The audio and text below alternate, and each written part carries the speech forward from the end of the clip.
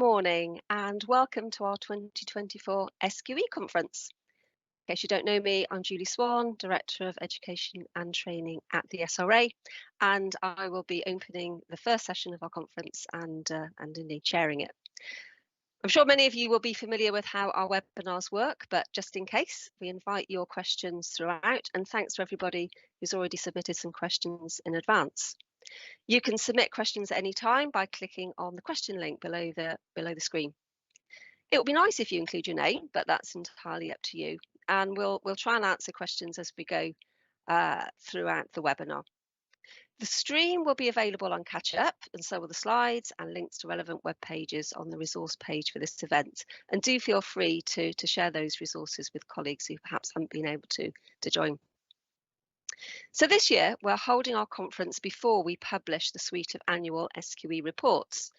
That suite of reports will cover the last academic year, so 2022 to 2023.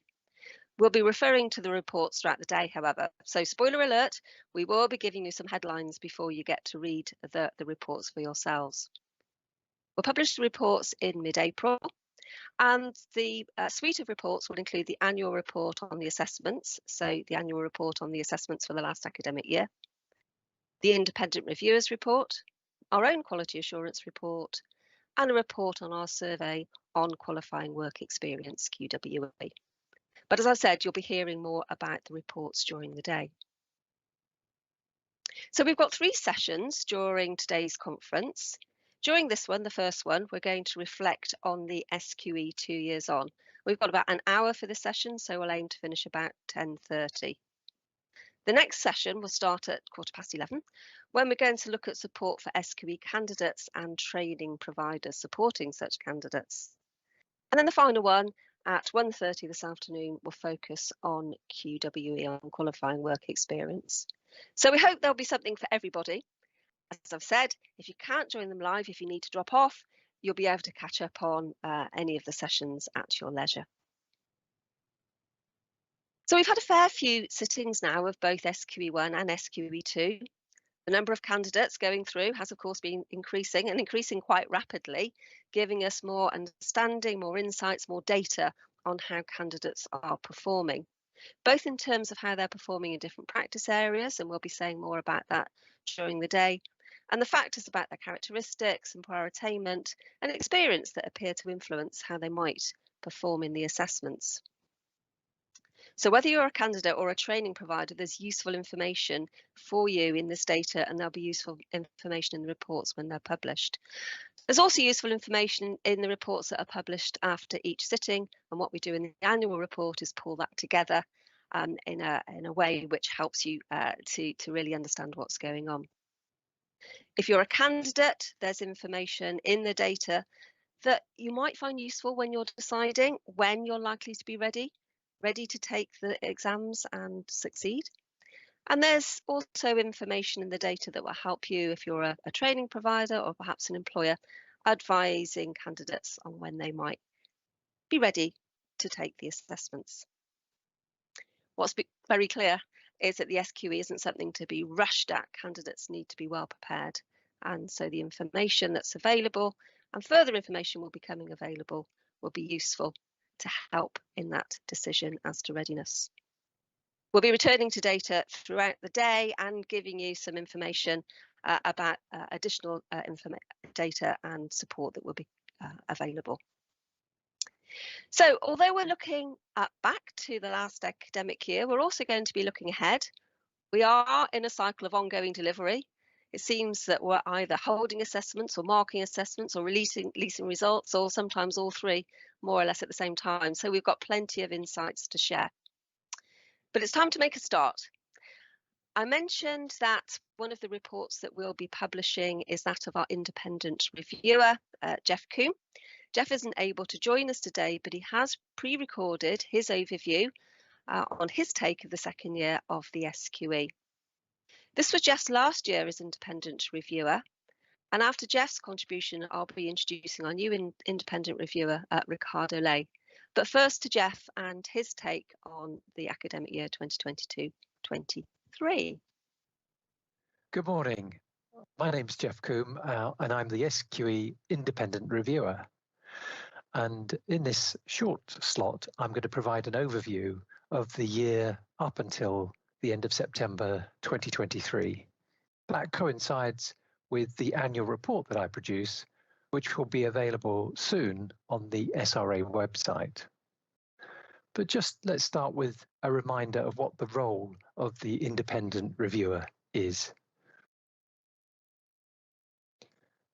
So essentially, the role of the independent reviewer is to provide external assurance to the SRA and to their exam services provider, Kaplan, that the SQE is fair, defensible, and will command public confidence.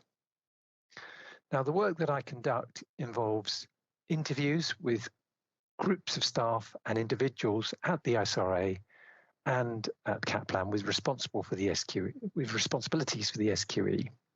It involves direct observation of exam processes, including candidates taking the live exams, and it involves review of management information and reports.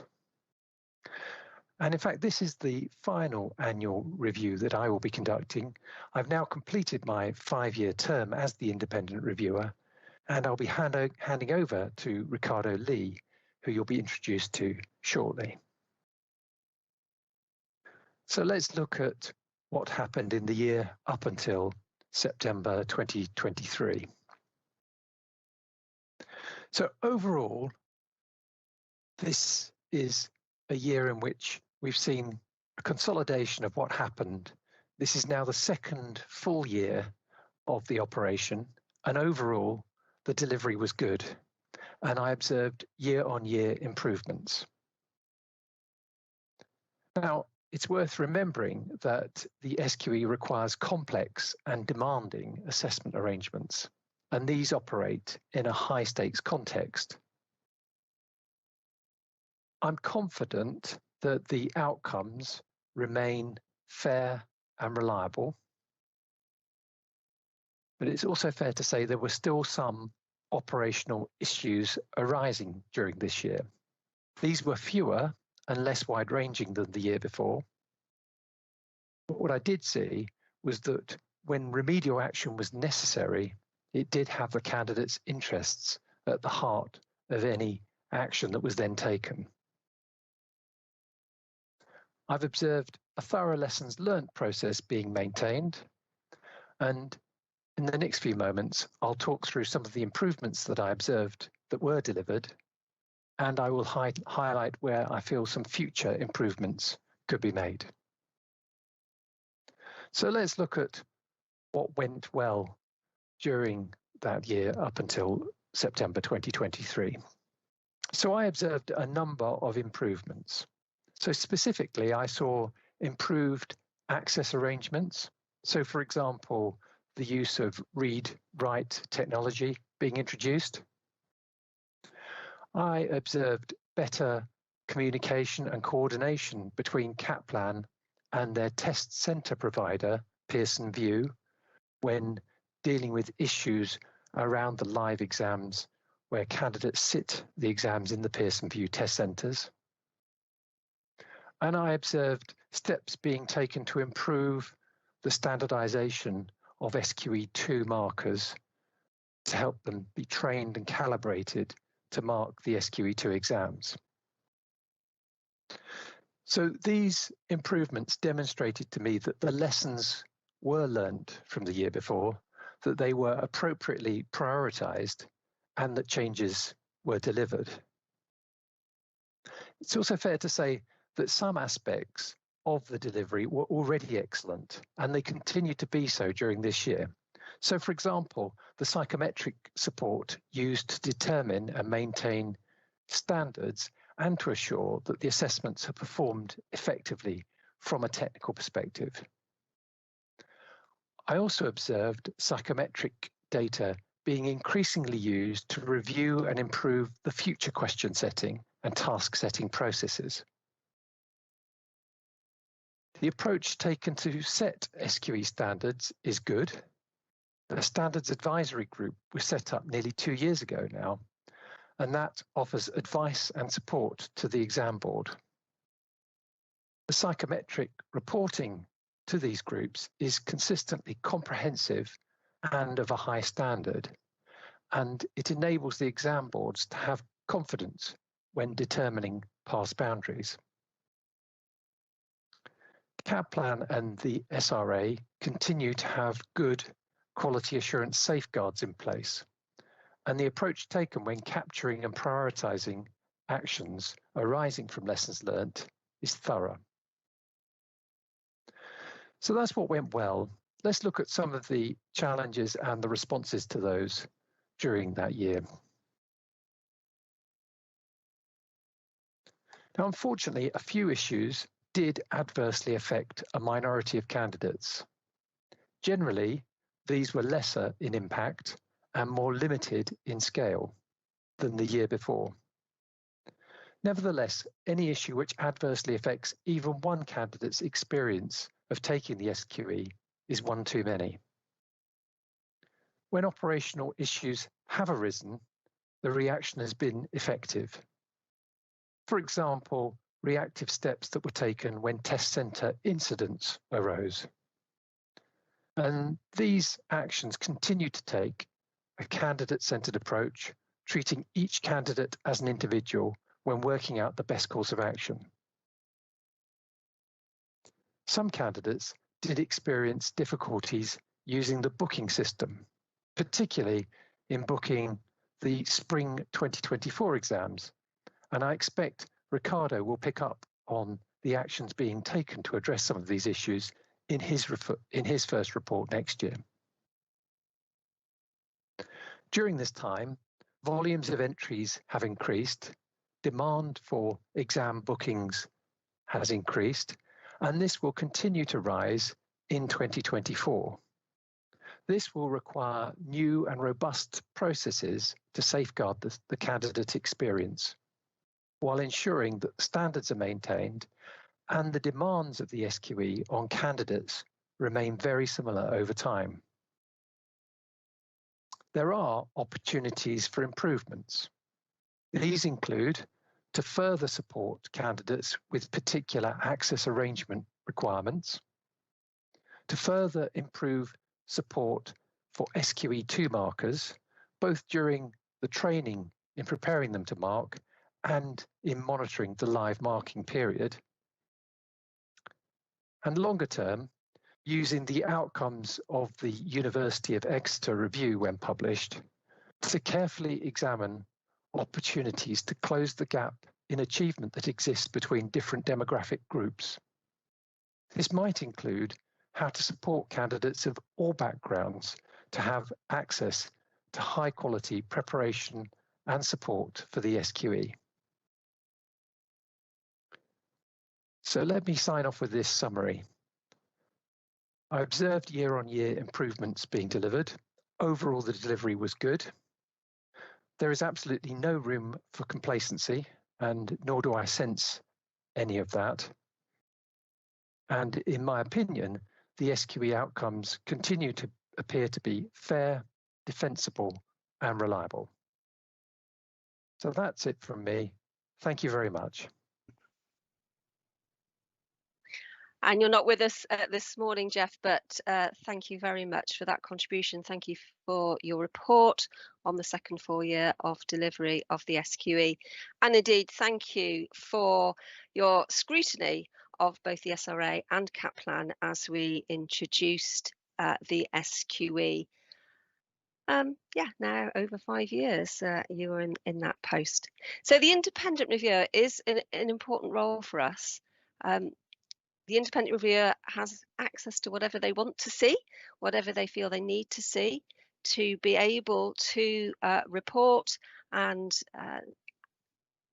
add to the confidence that we believe you can have in the way in which the assessment is conducted and delivered, and results are released to candidates.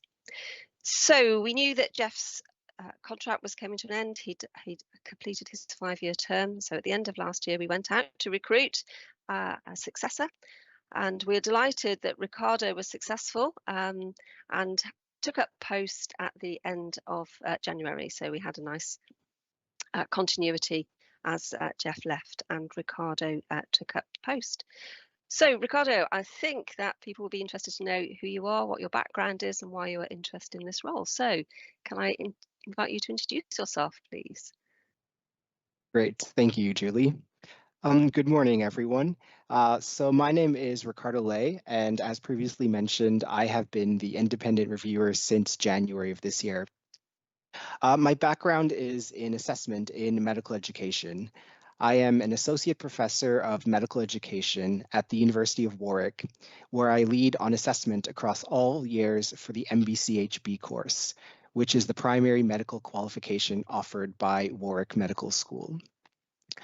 Prior to joining the University of Warwick, I was based in the examinations department of a Royal Medical College, where I worked in a quality assurance role for membership level examinations. I assisted with the development of overseas test centers for observed clinical assessments, exams similar to the SQE2, with a focus on maintaining standards to ensure that exams delivered in the UK and overseas were comparable. I am also an education associate with the General Medical Council, where I work with the medical licensing or the medical licensing assessment or the MLA team. The MLA is a national licensing assessment exam that will be required for all doctors graduating in 2025 onwards in order for them to join the medical register. So it is almost in the rollout stage. From my experiences in medical education, I have a keen interest in assessment processes and how to make them as fair, robust, and defensible as possible. Moving on to the SQE independent reviewer role, I have begun observing all processes that relate to the design, delivery, and development of this assessment, and will continue familiarizing myself with these in the coming months. My handover with Jeff has highlighted some areas that he has recommended I focus on as a starting point, such as the candidate booking process previously mentioned, and I suspect that my own individual observations will highlight other aspects of the assessment for me to further explore. I look forward to sharing my comments with you in my first annual report. Thank you. Thanks, Ricardo. And as you say, we look forward to welcoming you to what will be the 2025 SQE conference when you'll be presenting your first report. And thanks for explaining your background. I think it's clear to everybody why you were successful in that recruitment round. So thank you. Now we're going to move on then, and I'm going to invite Zoe Robinson, Director of Qualifications at Kaplan, to join me as we look back on the last year. So Zoe. Morning, Julie. Hi, can you tell us how things have been going from your perspective then as the assessment provider? Yeah, of course. I mean, we're very happy with how the assessments have gone so far, both for the reporting period of this last academic year, 22-23, but also more recently. The end of 2023 was particularly busy for us as we ramped up to 4 SQE2 sittings a year, and we were undertaking all of the preparatory work for the move to the week-long assessment windows for the 2 SQE1 assessments that we saw in January, which was all geared around accommodating the expected growth in candidate volumes that was anticipated for then. So it's therefore particularly pleasing that both of those January assessments went very smoothly. As was the case last year, and as you've mentioned already, the annual report will be coming out shortly, sort of mid-April, and that report will contain previously unpublished statistics regarding test reliability. And I'm pleased to say that, as with last year, these statistics have been consistently well above the widely accepted gold standard measures for high stakes assessment. So as an assessment provider, delivering fair and reliable assessments is arguably our main objective. So we're really pleased with those reliability statistics. Thanks for that overview, Zoe. So could we drill down a bit into SQE1 and what the report will be saying? There were 2 sittings, of course, in 2023, January and July, but I think it would be interesting to hear a little bit more about those assessments, please. Yeah, of course. So We had just over 3,000 sitters in January 2023, 3,031, and 3,475 in July 2023, so a little bit higher.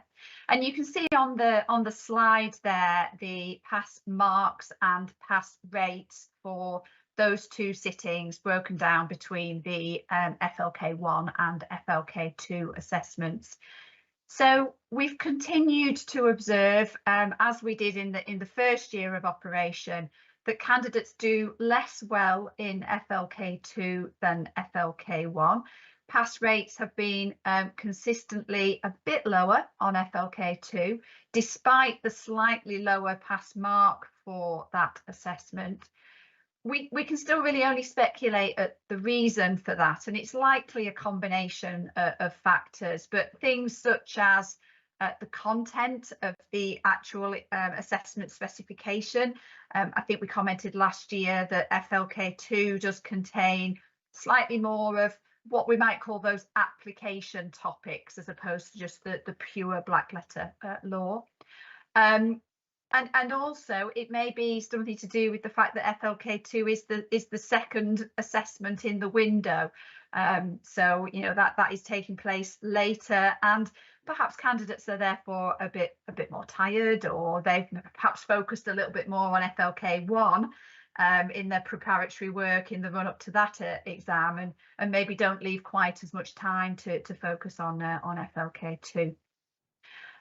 Last year, we also did refer to a trend that seemed to be coming through about pass rates being quite a bit lower for resitting candidates when compared to first attempt candidates. And as we can see on this next slide, that trend has indeed continued throughout the last academic year, with pass rates in both January and July being lower for resitting candidates. And these are pass rates. Apologies, there's a slight error on the slide where it says pass marks, but these are pass rates that we have here. So this has continued. What I can say is it's also particularly the case if somebody is in the unfortunate position of having to resit both FLK1 and FLK2. So if you do find yourself in that position, do think really carefully about the timing of when you do your resits, and make sure you give yourself enough time to prepare to resit those exams. As with last year, the annual report will contain information about the performance of candidates in each practice area. And in addition, from January this year, so January sitting just gone, we're now also providing candidates with a detailed breakdown of their performance within each of the practice areas. And we're really hoping that that information will help candidates to better prepare for their resits, as they'll have greater visibility of their performance in each of the individual areas. We'd also encourage, as I've said, candidates to think really carefully and plan ahead about when they do intend to sit, whether that's a first sit or a resit, particularly if you're a self-studier. Identifying the areas of weakness and targeting those to ensure that you're ready for that exam and that you don't rush into things. And also, just to point out as well, we will be providing similar information about the performance in each of the practice areas to training providers. So that's going to be provided on a confidential basis, on an anonymised basis, at an aggregated cohort level. So using the information that candidates provide to us in the Maximising Diversity survey about where they have completed their any tuition work or preparatory studies. We're using that information to be able to give this additional confidential information to training providers. And I'm sure I don't need to say any words of encouragement for providers to utilise that information, along with the information in the annual report regarding overall candidate performance, in order to target areas for future focus. Thanks, Zoe. And we explored, didn't we, the provision of information broken down by practice area in the webinar that we ran on the 28th of February, which is, of course, available on demand. So if you want to know more about that, do find that webinar. And I think Yanis is going to be recapping on some of those key points later today. And Lisa will also be joining us to provide more detailed analysis on candidate performance. Yeah, that's right. So make sure you tune into those sessions if you want to find out a bit more. Thank you. So we had our largest sitting yet of SQE1 that took place in January just gone, as you said. How did this go? It was also a little bit different in terms of some of the arrangements. It was, yeah. So we had just over 6,500 candidates test in January for SQE1 across over 150 test centres in the UK and overseas. And as you say there, each FLK was sat over a 5-day window rather than just on the single day that we'd had previously. And that's provided much more flexibility to candidates. And based on the responses to our candidate satisfaction survey and conversations that we've had in focus groups with candidates, it seems to have been really, really well received, which is good to know. Results were released to candidates on the 14th of March, and the full statistical report will be released on the 8th of April, once all of the outcomes of the mitigating circumstance claims have been reviewed and sent out to candidates. So as usual, that report will contain full information on the pass rates and the performance of the assessments. But suffice to say for now, it's been another solid assessment delivery.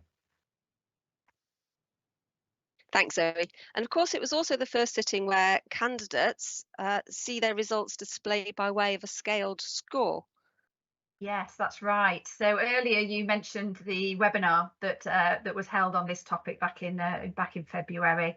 But as a brief reminder, even though the pass mark will now always be 300 out of a maximum of 500, the fundamentals of the assessment are not changing, and importantly, the passing standard is not changing. It is still that of a newly qualified day one solicitor. And it will still flex and adapt for each individual exam based on the difficulty of that exam. It is not the case that the passing mark of 300 means that it's 60% pass mark on all of these exams. And I can't stress that point enough. I've seen a couple of videos on YouTube produced by people who are not associated with Kaplan or the SRA, where that has been suggested. It's sort of said, oh, the pass marks changed to 60%. That is not correct. As has always been the case, the passing standard of an FLK can and will vary slightly to represent the difficulty of each individual paper, as was seen on the slides that I put up with the different passing marks. What the move to scaled scoring does do is it allows for easier comparison of papers across sittings. So it's particularly useful for employers who might be looking at recruitment, and they see somebody's SQE results, but they don't have the context of what the pass mark was on that particular sitting. They won't need that context anymore because they will know that the pass mark is always 300. So if you didn't see the webinar that was held, I would encourage you to watch it. It can be found on the SRA's YouTube channel along with all the other previous recorded webinars, but it's an important one to ensure you understand you can interpret your results properly. Thanks, Zoe, and thanks for being so clear that we have not moved the standard and we have not got a set pass mark of 60%. Thanks for that. Okay, so that was SQE1. Shall we move on to SQE2? What can you tell us about the recent SQE2 sitting, Zoe? Okay, so there was 2 SQE2 sittings in the period covered by the annual report, so the last academic year. So that was in October 2022 and April 2023. But since then, there's been a lot going on. So candidates have sat and received results for the exams in July and October 2023. And indeed, they've sat exams in January 2024 as well, and the marking is currently underway there. So To keep things as up to date as possible, I'm just going to focus on the sittings that took place in 2023, where the results have been issued out. So the pass rates have continued to be quite a bit higher than for SQE1, so generally 20% plus higher than SQE1. And that's expected, I think, given the SQE2 eligibility requirement to have a qualification level functioning legal knowledge. So by that I mean to have passed SQE1 or to fall into the transitional arrangement. So certainly a higher pass rate at SQE2 is very expected and understandable. Fairly consistent pass marks, very consistent pass marks that we've seen over these 3 sittings. Pass rates consistent in the first couple, and they were consistent with what we saw in 2022 as well. But you can see in October 23, the pass rate is a little bit lower than the other assessment windows. And we did a lot of work at the assessment board looking to understand this and ensure that that the standard was being maintained and that pass rate looked sensible. And what we think that this comes down to is that this sitting in particular, it was the last time that qualified lawyers who had started to qualify as solicitors through the Qualified Lawyers Transfer Scheme could take SQE2 under the transitional arrangements. And as a result, a much higher percentage of the overall cohort was made up of these candidates who did not have to pass SQE1. So there was 203 candidates who took SQE2 in October in this category, and their pass rate was 37%. Whereas the pass rate of the qualified lawyers who had taken SQE1 was 66%.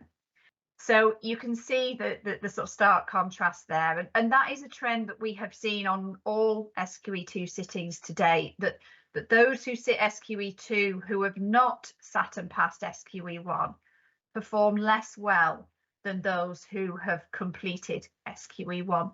So my advice and recommendation, if you are a candidate in this position moving forward, you won't have sort of be under the transitional arrangements for QLTS anymore, but we will still be having candidates coming through who are taking advantage of exemptions that are available and things like that. So if you find yourself in a position of being about to sit SQE2, having not sat SQE1, please do not underestimate the amount of preparation that is required to get through the exam and the real importance of having up-to-date functioning legal knowledge.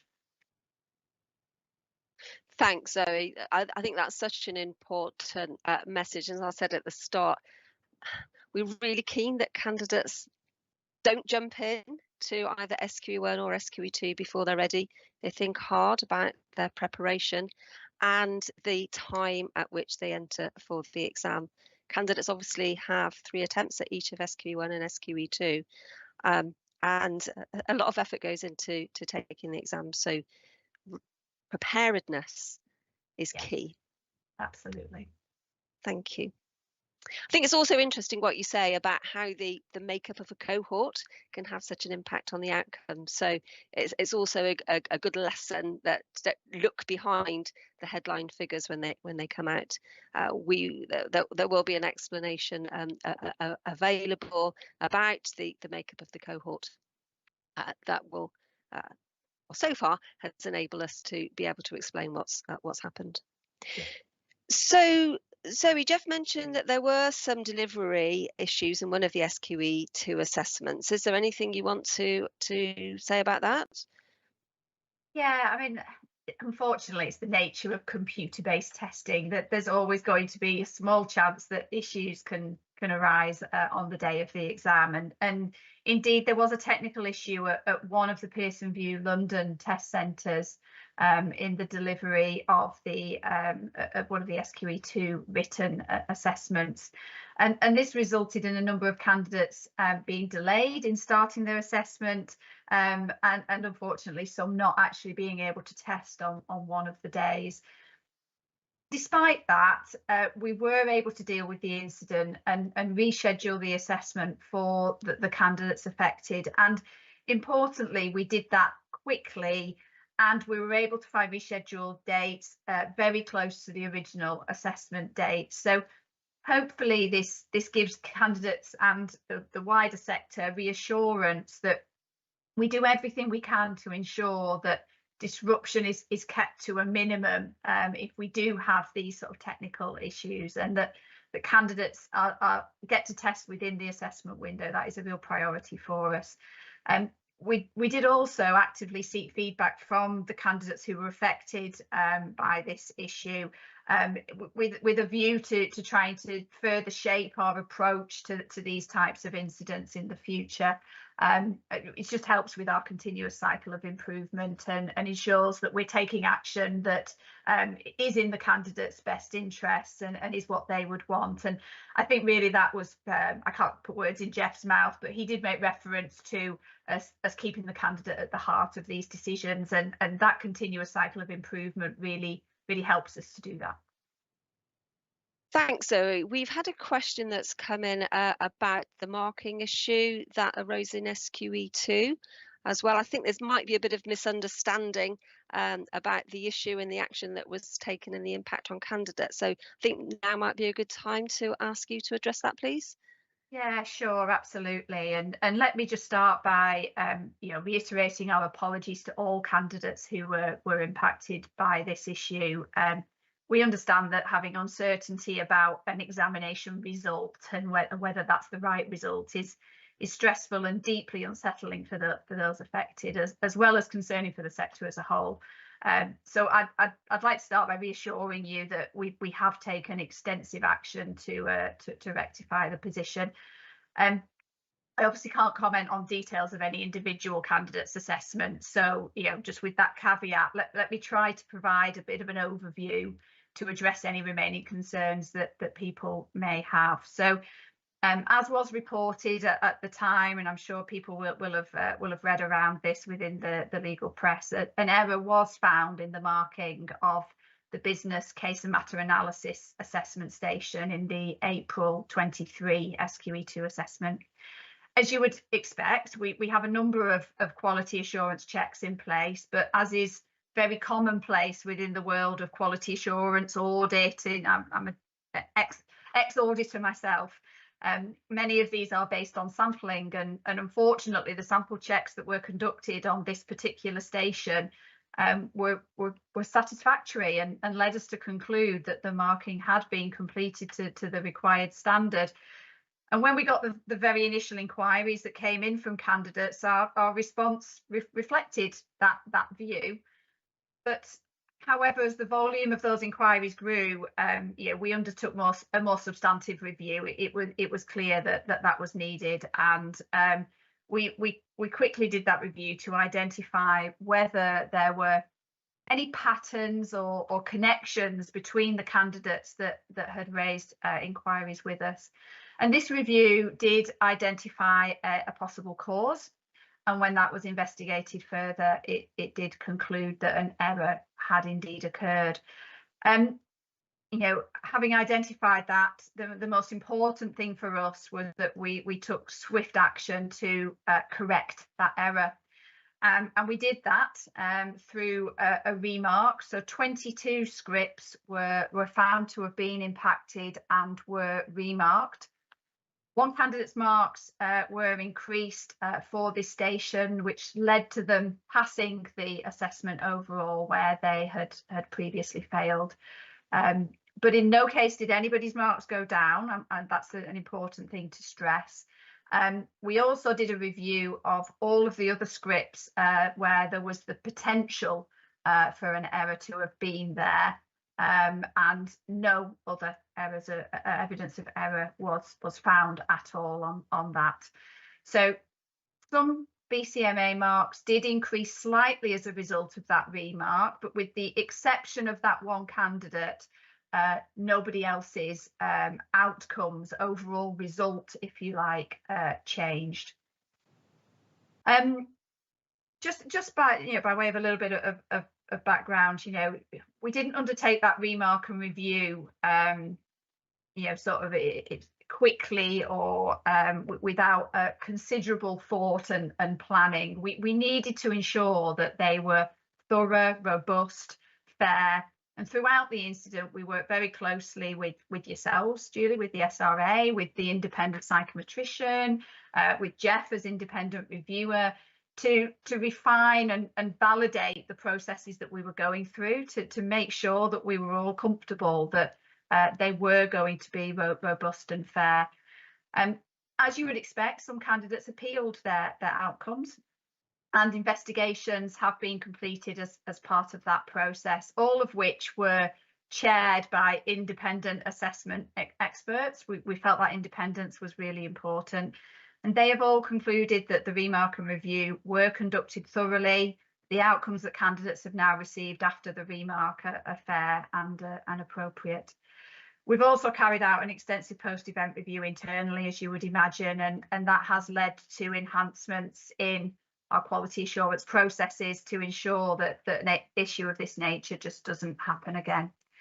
So, to be absolutely clear, no candidate has failed who would have passed this assessment if this error hadn't occurred. The marking error was corrected by the remark, and with the exception of that one candidate who moved from a pass to a fail, there were no changes to any outcomes. Once again, we apologise sincerely for the uncertainty and stress, and hope that what I've gone through there with that sort of slightly extra bit of context and importantly reassurance gives for future candidates and the sector as a whole a bit more reassurance of the processes we go through. Thanks, Zoe. That was a very full answer, and I hope has reassured anybody who wasn't fully aware of the steps that were taken to identify and address the error, that everything was done to make sure that all candidates were appropriately and fairly treated and have the right results. Thank you for that. Okay, can we then hear a little bit more about what you've been working on in 2023 and what we can expect to see for the remainder of this year and next? Yeah, absolutely. I mean, of course, there's areas we continue to work on, and we've not been standing still, and indeed we never will. It's all about continuous improvement. So the annual report does include a section on feedback and continuous improvement. So that sets out some of the areas where we've already made improvements and where we're continuing to work on. And it's really encouraging to see some of these changes making differences to candidates. We've seen a gradual improvement in the scores on virtually all of the questions within the candidate feedback survey throughout 2023, and so that it's doing exactly what we want it to do, these efforts. Some of these improvements relate to aspects around the delivery of the assessments. Some focus on other areas, so for example, the provision of more sample questions and guidance materials for tuition providers and candidates. And you'll be hearing about some of those areas from Tim and Kate in the second session a little later, so I won't steal their thunder. As mentioned already, we've increased the number of testing dates for SQE1, and we've got this 2-week assessment window now that we held in January, and our assessment windows here on out for SQE1 will continue to be of that longer window format. We're providing more details on the performance by practice area, as I've mentioned, to both candidates and training providers, kicking in from January this year.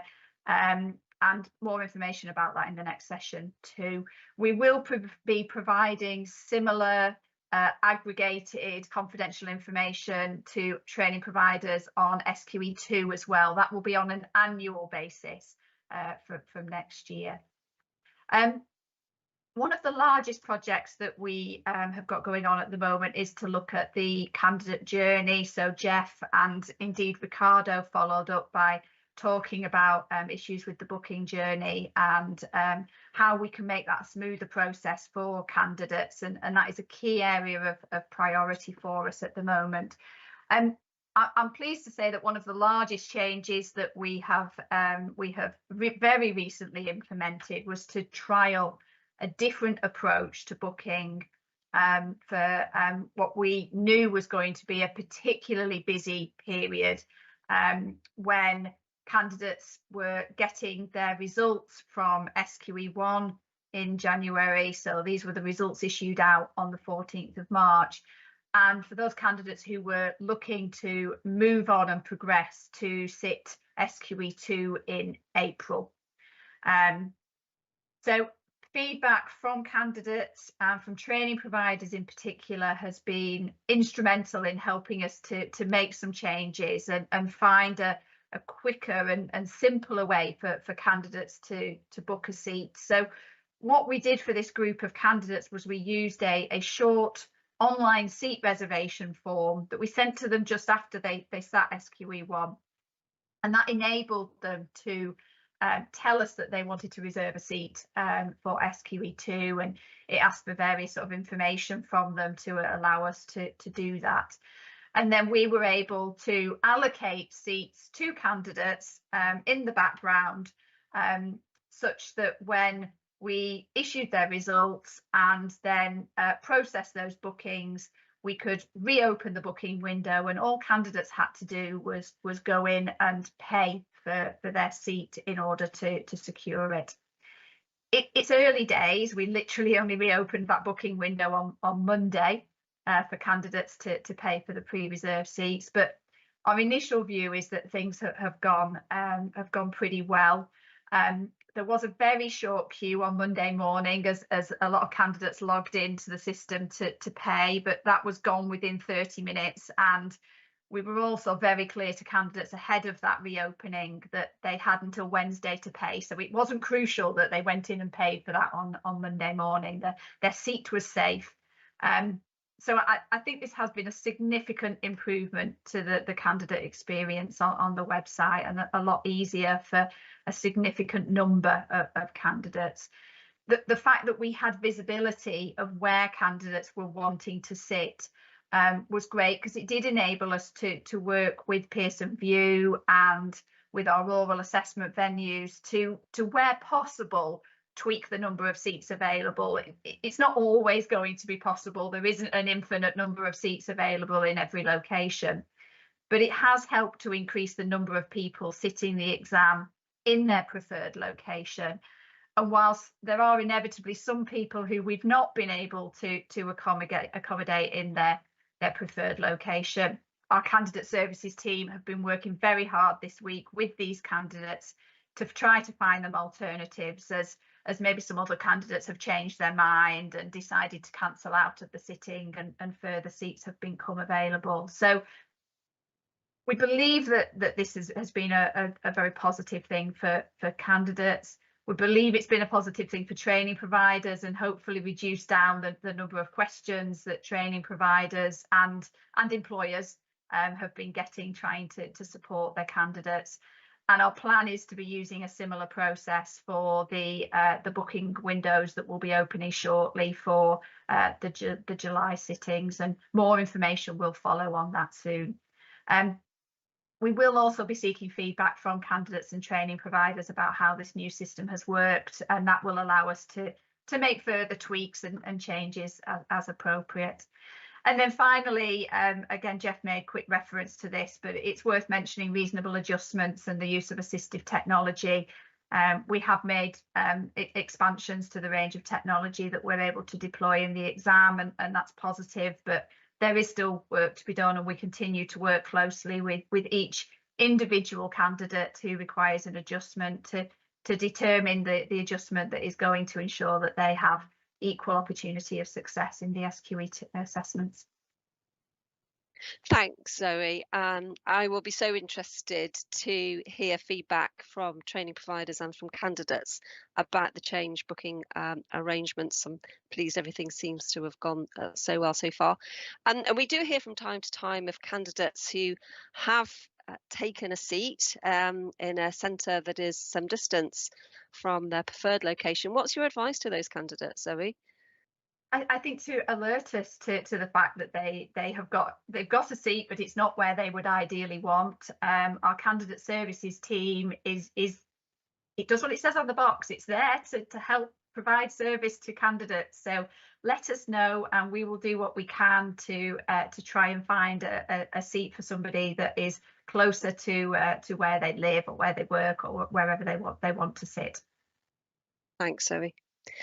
Can we move on then to the calendar for 2024? I mentioned earlier that something always seems to be happening, whether it's an assessment taking place, marking results coming out. We've got 4 SQE2 sittings in total this year, haven't we? And 2 SQE1 sittings.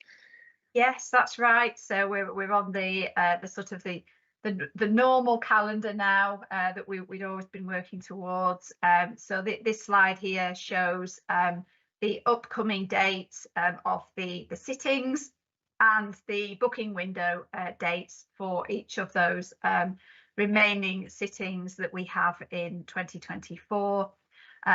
So yeah, the key point is that we're now on that full assessment timetable, and importantly, more candidates will move to take the SQE as their route to qualification as other transitional routes come to an end.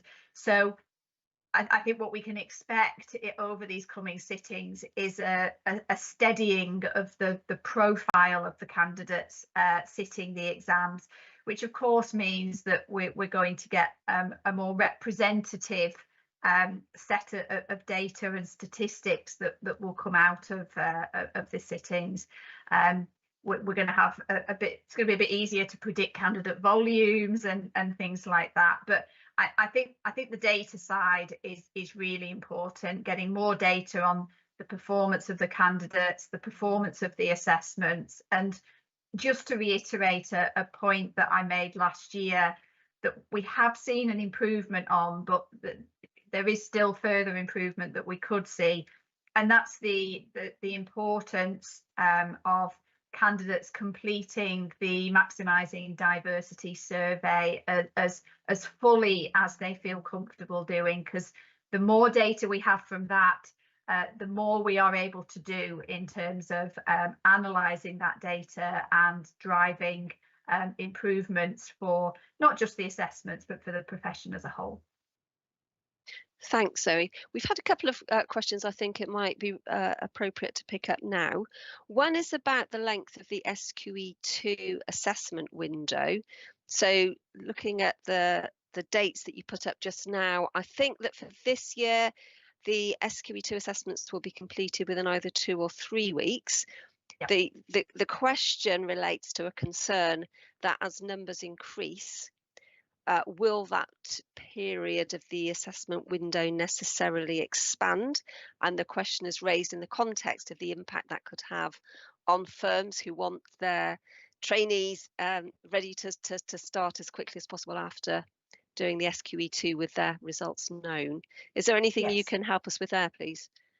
Yeah, I mean, it is a balance. The most important thing for us is to ensure that there are sufficient seats available for the demand, and there are, as I said before, some limits on the seat availability, and there isn't an infinite number of seats. So we will balance between adding in more seats, be that working with Pearson VUE, taking on more oral assessment venues. So we added a new venue in October last year, introducing Birmingham as a location where candidates can sit. We will be likely adding a 6th venue at some point in 2024.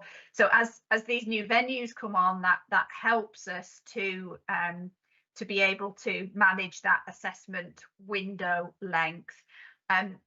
I cannot rule out that in the larger windows and sittings moving forward, we might end up needing to eke into a 4th week. Some of the volumes that are being suggested for the April window in particular do look very large, and so it may be necessary to put on a 5th oral run, for example, or even 2 sets of SQE2 written assessments. So we're working through some of that with Pearson VUE at the moment, and with our assessment providers, and working closely with training providers around the forecast that they are giving us.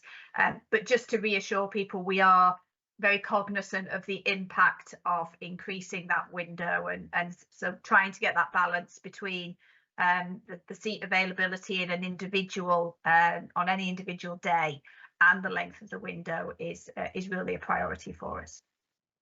Thanks, Zoe. Helpful answers. Always a lot to balance out in the arrangements. Thank you. The other question about delivery concerns candidates wishing to sit overseas. The question is about how do candidates find out where assessments will be held in which countries, and I think the answer is probably to look at the website, and if the information being sought can't be found there, again to get in touch with the candidate services team, who will be able to help. So I think that's probably the best advice there. Yeah, absolutely. And this pre-registration form that we introduced, that I've said we're likely to continue with, that will also have information within it that will help candidates to be able to identify the countries where they are able to sit. Thank you. We've had a question about apprentices, and the question is asking whether it's true that apprentices are doing particularly well in SQE assessments. We will be picking that up in later sessions today, and there will be more in the reports that will be published next month. But you might have seen that it was October's SQE2, I think, wasn't it, that had 100% pass rate for apprentices. I mean, it's a really interesting area, and it's something that we will continue to look at. We're very excited by the solicitor apprenticeship model, but we'll also be seeking to look behind the data, because there are two types of apprenticeship, if you like. One is taking on the school leaver, say, and they're completing 6-7 year program of training leading up to qualification. And the other is the graduate apprenticeship model, which is a more condensed experience. So again, we've highlighted the importance of looking behind the data, and that's something that we will want to do. When numbers are still quite small, it's hard to draw any hard and fast conclusions, but it's something that we'll very much want to pick up on. There's a question or an observation about whether the SQE is preparing trainees as well in certain areas of the law as the LPC was. I don't think that's probably something that we can pick up now, but a reminder that we have got a 10-year evaluation programme set out, and we will be able to explore such issues in more depth later. There's a question about mitigating circumstances applications, and a suggestion that the period after the SQE exam being taken and the deadline for submitting a mitigating circumstance claim is short. Is that the case, Zoe? Do you know? So candidates have got 5 days to submit their formal claim for a mitigating circumstance, which I think is pretty standard. In fact, probably a bit longer than many assessment and awarding organisations do have in place. That's just for them to fill in the form. We are very clear in the mitigating circumstance policy that if they aren't able to get all of the evidence that they might need to sort of support that claim, then they should submit the claim form and the evidence can follow. So it doesn't sort of give them any sort of major, there's no sort of cut-off points, there's no sort of cliff that says if we haven't got everything by 5 days, then you can't submit a claim. The most important thing that I would stress to candidates, if they feel that something has happened on the day of the exam, firstly, it's to ensure you're aware of the mitigating circumstance policy before you go into the assessment. We do send links to candidates reminding of this. It is linked very heavily in the assessment regulations that all candidates are asked to read before they do the exam. But do make sure you're aware of the different criteria, there are three sort of areas or groupings that a candidate can have grounds for a claim for mitigating circumstance.